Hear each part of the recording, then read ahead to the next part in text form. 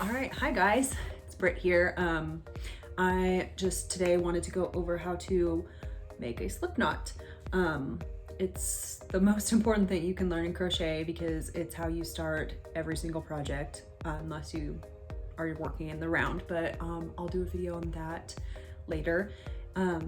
So I'm just doing a series of basic stitches just to teach beginners how to crochet for the first time. So let's get right to it.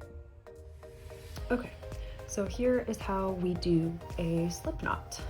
So the easiest way I can explain, and I usually do this up in my hands, but for purposes of showing you guys, I will do it on the desk here.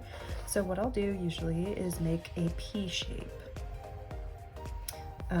With the working yarn, the long part of the yarn being the long part of the P going down, and the short end, the tail, will be underneath.